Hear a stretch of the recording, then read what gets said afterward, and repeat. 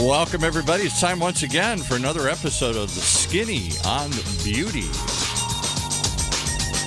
where technology and beauty collide. With your host, Cheryl Hawley, digital marketing specialist, guru to all things digital, CEO of Unite Socially. That's a grand dream here. We should all unite socially.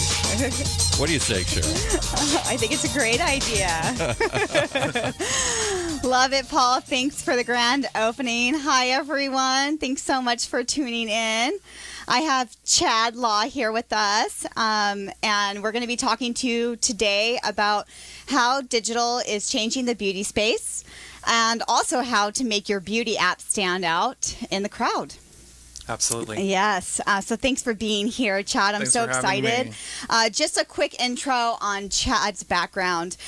Chad is the VP of Sales and Marketing at Joiful. His background is in product manufacturing, where he mainly focused on creating programs and products that benefited hairdressers and salons for companies like L'Oreal and Procter & Gamble. Consulting for like brands was an easy fit for him to consult and curate and start as a marketing specialist for multiple privately held product companies looking to attract salons and consumers alike. His out-of-the-box ideas led him to where he is now with Joiful, operating the best beauty and wellness services that Orange County and LA County have ever seen. And honestly, this is very true. I mean, the services that you guys offer that I'm so excited to get into today are awesome. I've tried them myself, and we'll get into that. But first, thank you so much for being here with us today. I know that a lot of the entrepreneurs that are listening in and watching right now are super excited about all of the wealth of information that you have from being in the industry and being a marketing guru. Yeah, I mean, entrepreneurs are my thing. I feel like I'm always been one at heart, whether I'm working for a Fortune 300 or a brand new startup. It's, I have to give a lot of credit to my press rep for writing that so nicely. I think out-of-the-box ideas really means, you know, batshit crazy, but that's what we all are, though, Chad. Seriously, though, it is something that, you know, it takes an expert to come in and collaborate with all of these crazy ideas that people have and really make them work. And that's the beauty of what you do. You know, you have such an amazing background in marketing and sales. You know, as a specialist in the industry, I'm excited to learn more about it. You actually started out in this industry as a hairstylist. I did.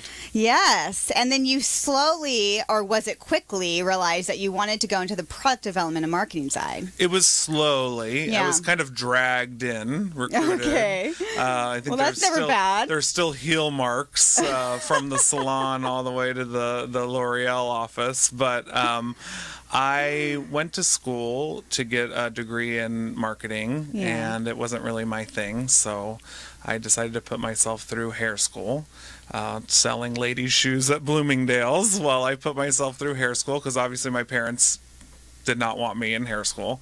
And from there, I really realized that there was this huge disconnect between the artist brain and the manufacturers and the products that were working on skincare and color cosmetics and all of these things that were supposed to benefit the professional. And there was a big disconnect. So I thought I could help and was encouraged to go that way by amazing mentors. And it just made the transition into marketing and sales for product companies versus working behind the chair, but always in the forefront of my mind, putting the professional first.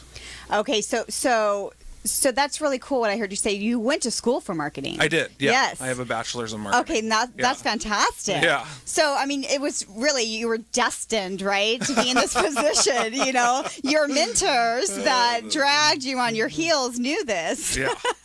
So that's fantastic. So you really weren't ready to make the change, but it looks like, you know, it all worked out and people knew that this is the space that you needed to grow in. Sometimes it takes someone else to see something in you that you don't see in order to go in the right direction. It's so true. Yes, it's so true.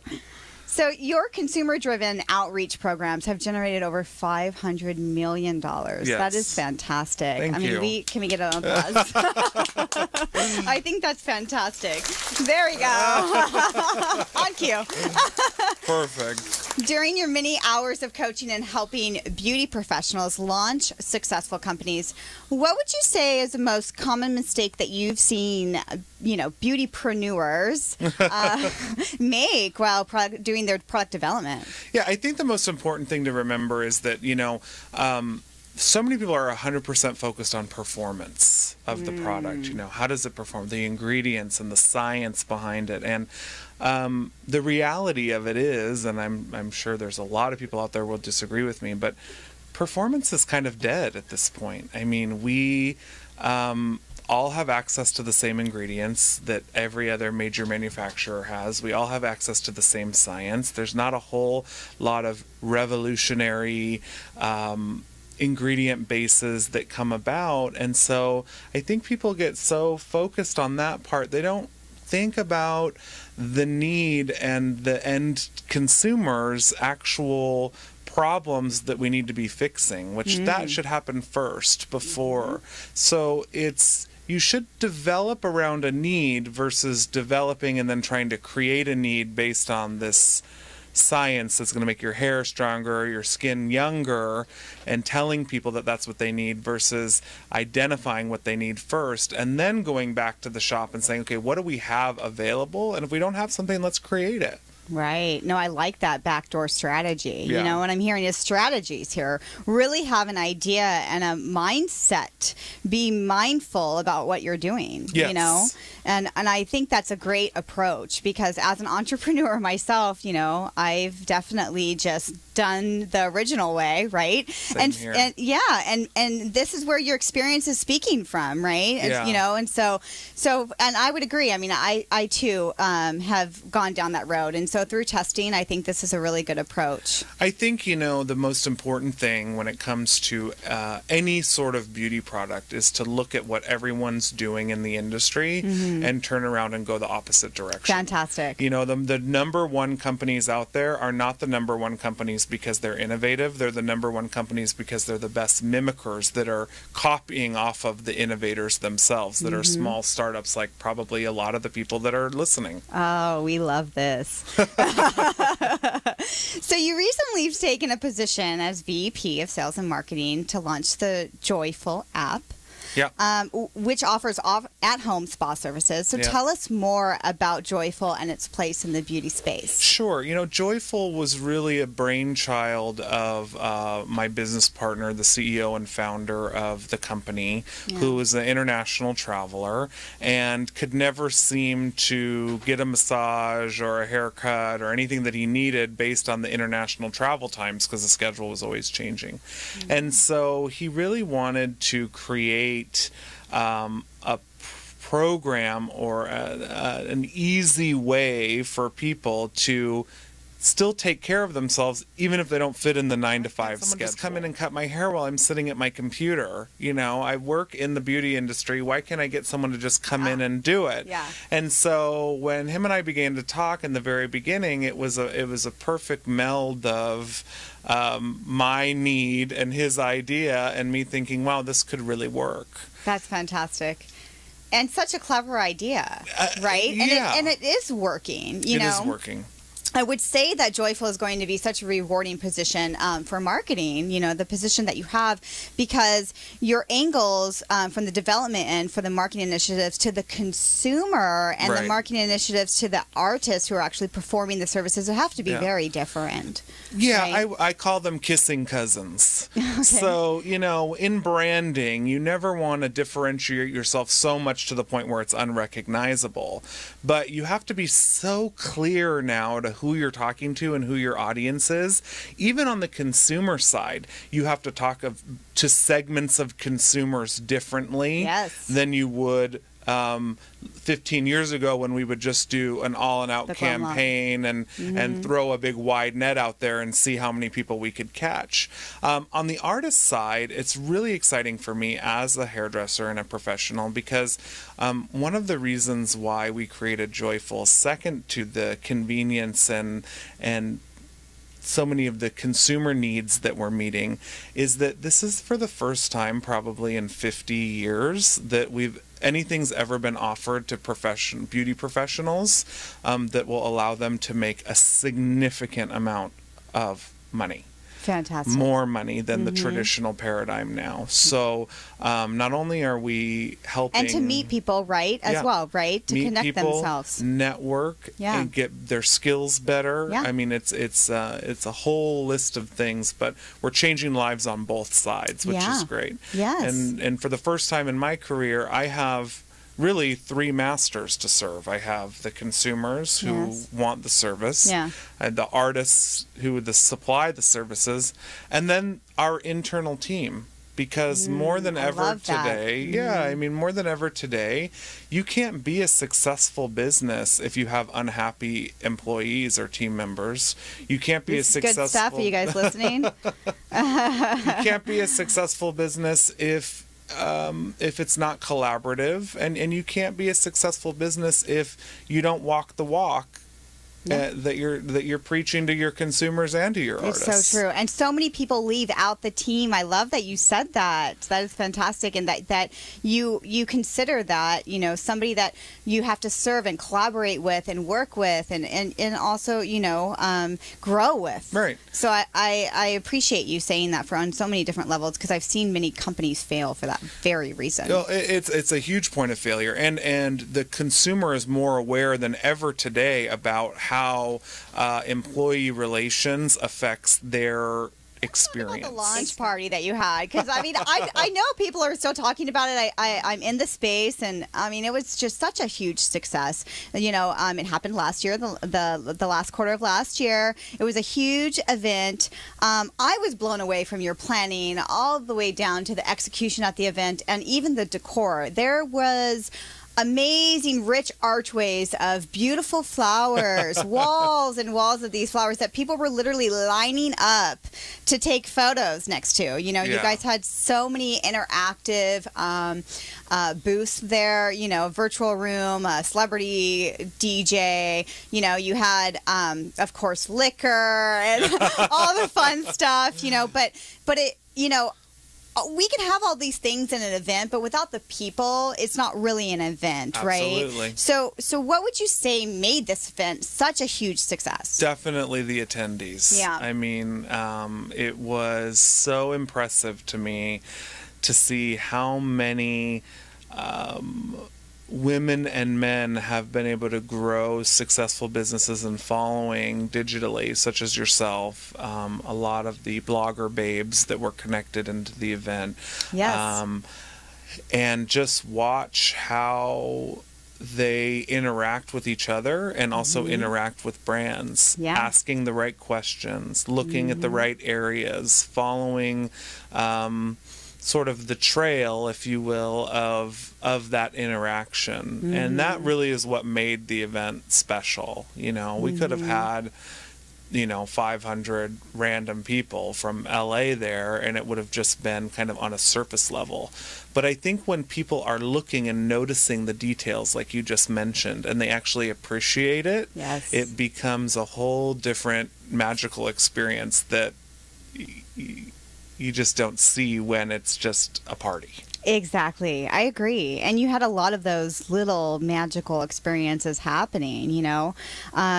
What would you say, like, how did your marketing initiative vary to pull in the right demographic for this event? You know, I think it's always got to be a combination. You know, we can never rely on one channel of marketing anymore. You know, I tell the story all the time. My team is probably sitting in the office rolling their eyes, but when I was shaking my head. when I was in marketing school, it used to be that it took 9 impressions to convert a consumer. Right? So if they saw a magazine ad, a television commercial, that's it.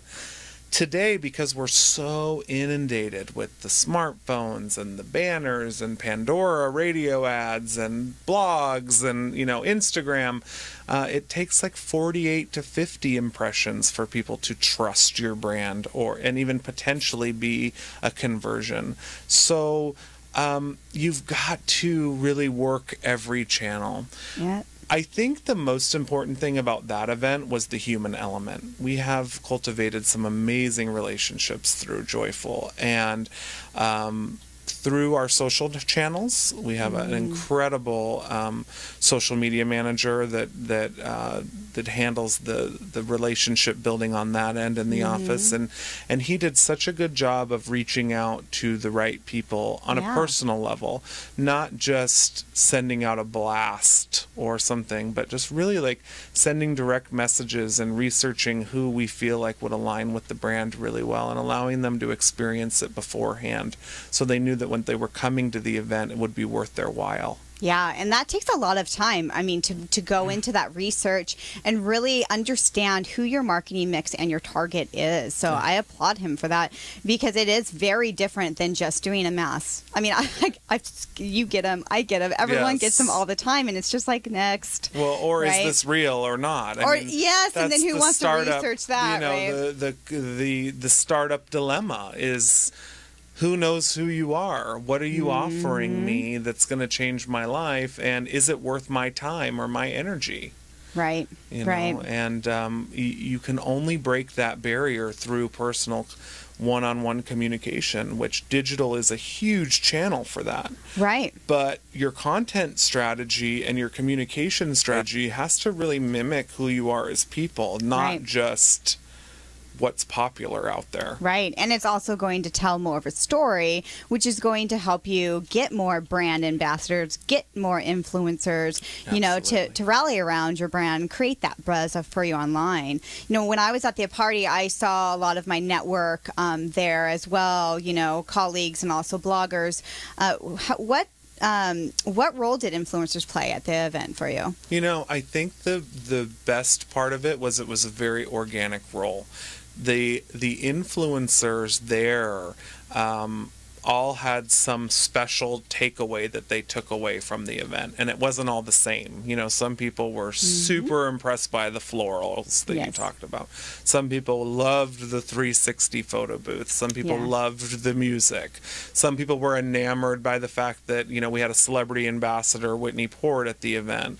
Whatever it was, they all had their individual takes on it, and they took it and I don't know if spin is the right word, but they created content through their own voice that we would have never as a brand been able to speak to curate. You know, because we're so deep in it that we forget the impact that we have.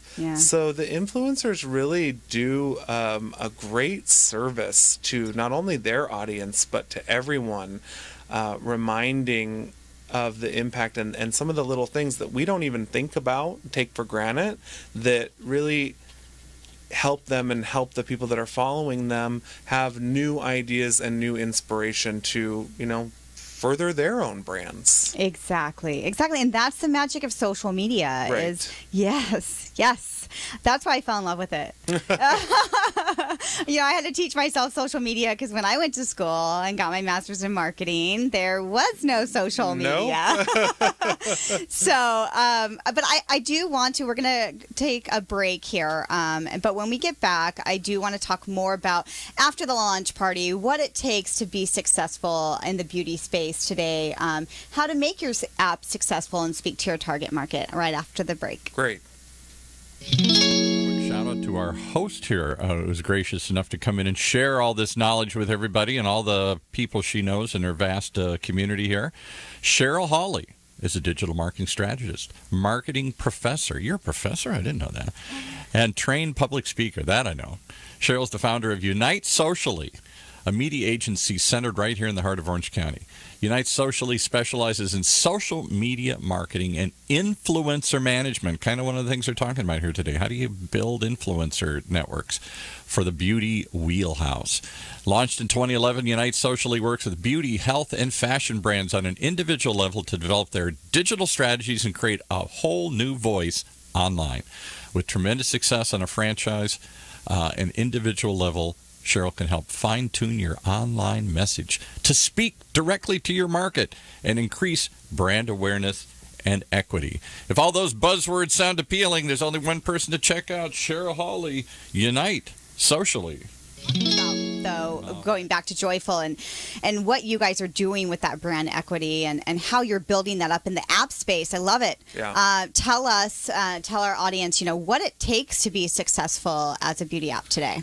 I think it's so funny. In the lead-in, I was listening about health, beauty, fashion, and those are all one category now. They're not separated anymore. They all live together. And I think the most important thing that people forget with apps is that average uninstall rates across the board are massive. Really? Even an app like Facebook, for example, that's an international app, multi-billion-dollar app, sees an average uninstall rate anywhere from 18 to 22% on a monthly basis. Really? Yeah. So people's phones are now their new desk drawer or their filing cabinet. Love where this, yeah. if there's junk in there, they'll just throw it out. They'll delete it, right? So it's pretty easy to get people to download the app, but how do you get people to stay on the app and work through? And I think it's a combination of three main things. I think the first thing is obviously your user experience and the user interface, making sure the design is beautiful and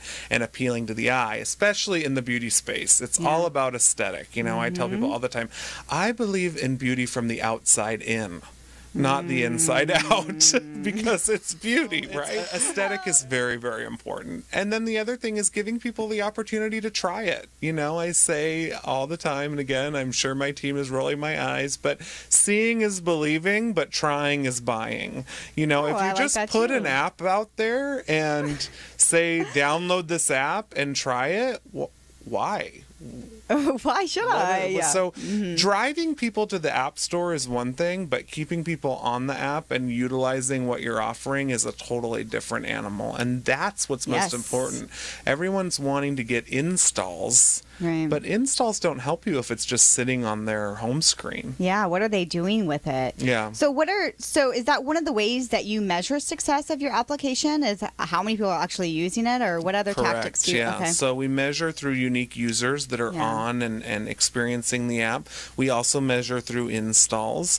We also do a lot of measurement, which is very, very important, through search. So how many people see a Joiful ad or see one of our digital campaigns and then go search for us on Google because they want more information, right? And all of that's trackable through very, very simple, easy, and free software programs now that any entrepreneur can use, that will change the way you understand how much you have to do in order to get people to act on your call to action. One thing, because there's always something we can improve on, right? Marketing's all about testing. Yep. So what is one thing that you would do differently next time around for, launching another application in the beauty space? I think we're so inundated as leaders in the marketing space with what's hot, all of these studies and surveys and research papers that say people download this and people like this word versus that word and this color versus that color. And then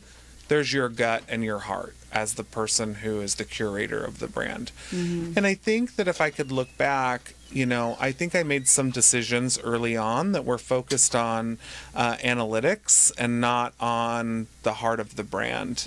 And we had to really, audit that and get back to who are we and what is it we're really trying to do, and how can our messaging reflect just that alone versus buzzwords, keywords, and extra stuff that the so-called experts out there are telling us to use. So that storytelling aspect, you think that, so you had the marketing initiatives, you had the goals in line, right? Even the influencers to push, the marketing's amazing, but you had forgotten that personalized part. Right. Is that what you're saying? Okay. So just because we didn't spell Joiful, I do want to just hold up. I'm going to step away from the mic. This is the logo. That's the logo that you're looking for if you download the app. And then they also have some really clever marketing, of course, get appy. I mean, I love it, and then we'll talk about some of these services which we haven't talked about, which, we can go through. Sure.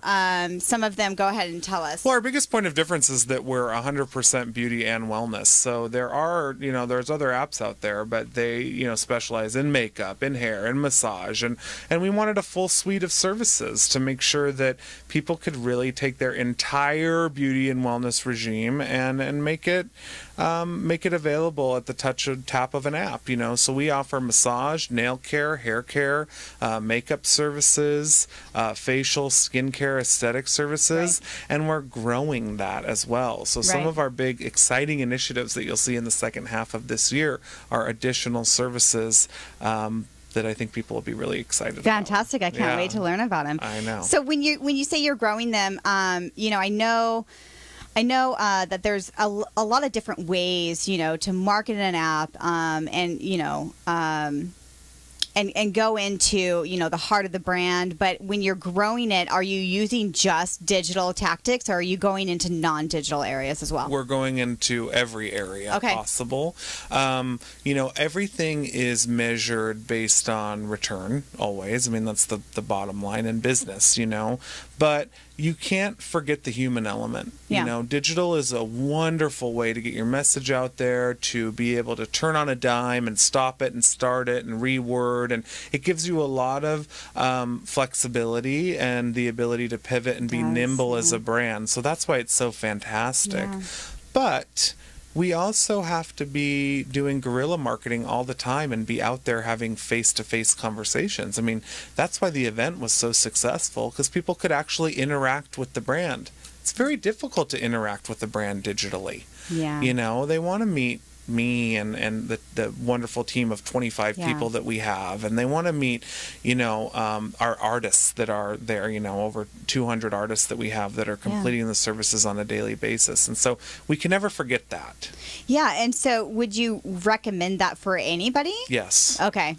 I do. I would agree. Definitely, because that's part of still like telling a story, right? Yes. And being personal with people is like, yes, if you tweet us online, you expect us to respond within seconds, right? But you also want to see us face to face, and that face to face relationship, I think, is always going to be there, no matter how big social media gets. And I want to make a really key point too, that digital is only as good as the information that you have. So when you do a digital campaign, you have to do it in a way that is going to be directly targeted to the people that you want to speak to. Mm-hmm. And I think a big thing that people do is they want to tell everyone about their brand. In the very beginning, we had this consultant that came in and was giving us a pitch and telling us about the brand.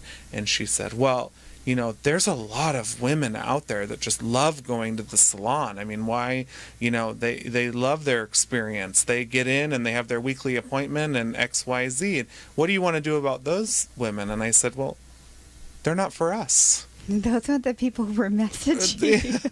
They're not for us, right? Her? Yeah. And so, the bottom line is that, you can't get everyone. Right. And we're becoming more and more segmented and more niche. People want the best in a niche market versus someone that does everything. Yeah. I love that. So seeing that, a lot of your past experiences have been aligning partnerships. Sure. Are you leading Joiful in the position to work with other beauty brands? And Absolutely. If so, how is that working? Yeah, we have fantastic beauty partnerships that align, and we have a very strong vetting process to make sure that they match our values and are consistent with what we're doing. It was very difficult in the beginning because traditionally, mobility, sanitation, one-time use, etc., all the things that we needed as a brand are not top priorities for luxury beauty companies out there. Yeah. So we were lucky enough to find a suite of new products that are geared towards the direction that the industry is moving in, which is on demand and mobile. I think the whole world is moving in that direction. that help us do that. So we have incredible patented technology from a company called Chaleur, for example, that does self-heating, one-time use face masks. So our estheticians don't have to use a steamer, and they can still do extractions at any location. All they do is add water to the mask. And it's one-time use. It's super sanitary. They open it up, they throw it out. Same with our nail kits. It's one-time use. They open it up. They have everything in it, the cotton, everything that they need. It's one-time use. They throw it out. And that has been a difficult search, but a very rewarding one, because they're also startups that share our same values. Yes, and so you guys can partner together. Yeah, that's absolutely. fantastic. Yes, and that's what it's all about. It is, right? And we leverage each other's credibility and audiences, and we work together to make sure that everyone's winning. Yeah, and that's perfect. So Joiful competes. Is this how they compete to win online? Yeah. Is this how that kind of goes?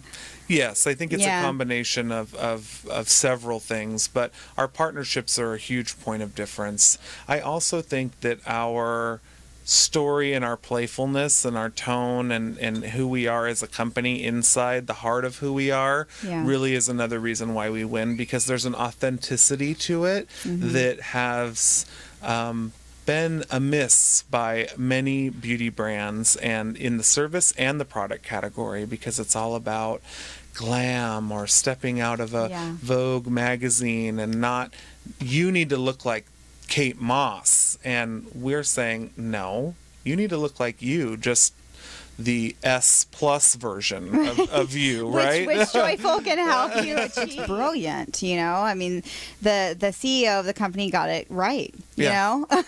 For beauty professionals, or really any professional that needs at-home beauty spa services, Joiful is a place to go.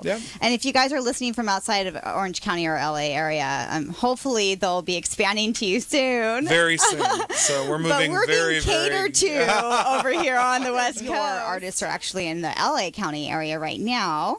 And you're looking to expand more in the Orange County area. Sure. Our pipeline grew in the last 2 weeks significantly. So we have 50 artists now that are vetted, trained, and ready to go in Orange County. And by May 15th, we'll be open for business here for consumers. So it's really, really, really exciting. So May 15th, Orange County is at the latest. At the latest. We might open it up earlier. Mother's Day, perfect. We actually have a Mother's Day promotion.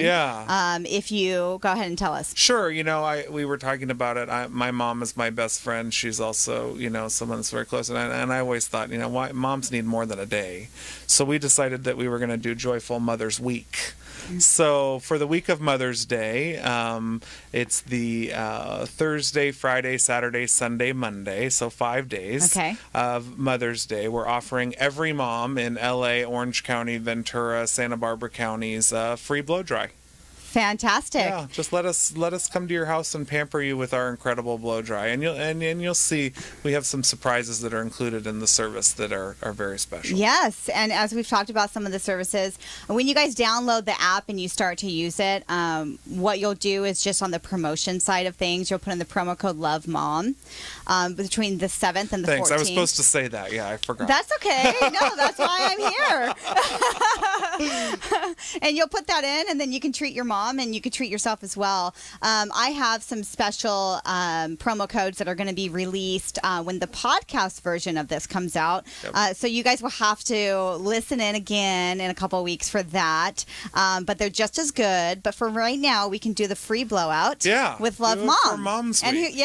Mom's Week. Joiful I love it. Mom's Week. It's really, it should be special. And you can gift it to your mom, or you can be a mom and use it. Everything that we talked about today, I really appreciate you coming in. Yeah. Before we close, I'd like to ask if there's any advice that you have for beauty brands and influencers to grow their business online. Yes, I have something that I've been very passionate about the last year that I'd like to share with everyone, is that I truly believe that demographic information is essentially dead.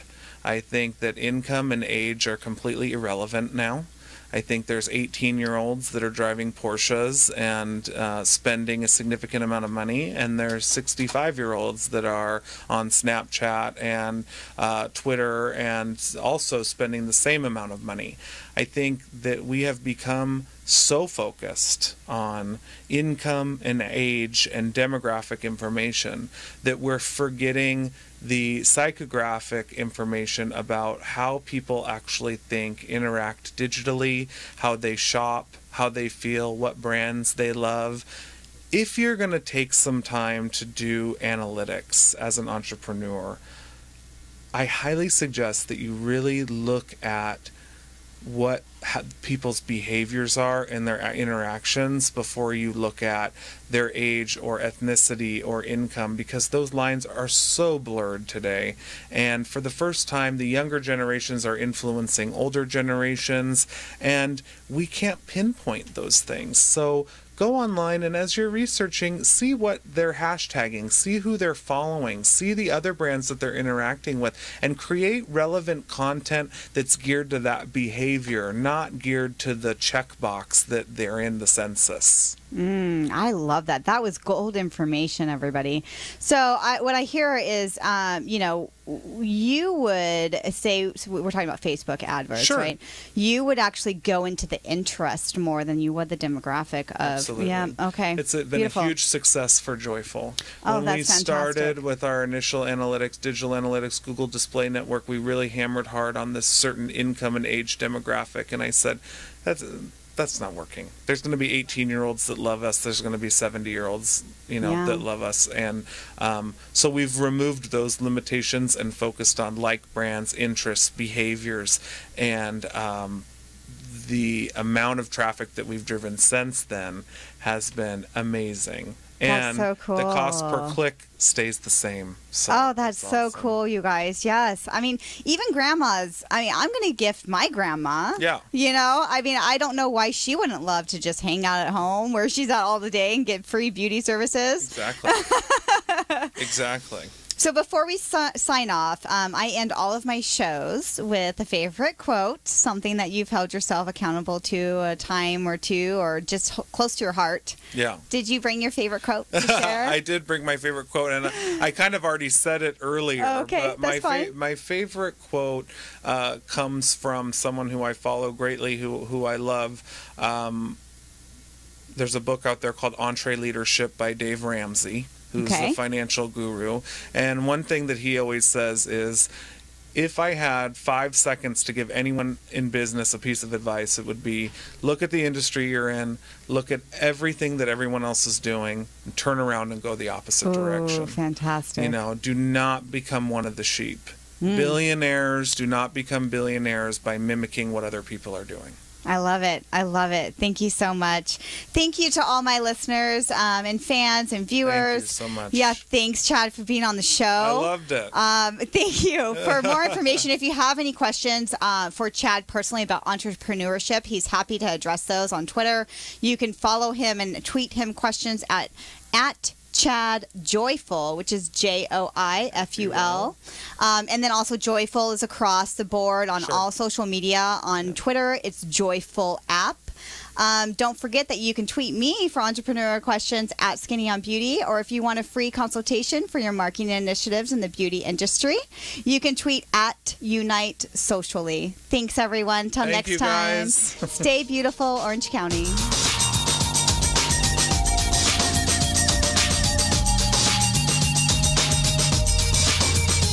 You've been listening to The Skinny on Beauty, the only show where beauty, technology, and art collide. Right here in Orange County's only community radio station, OC Talk Radio.net.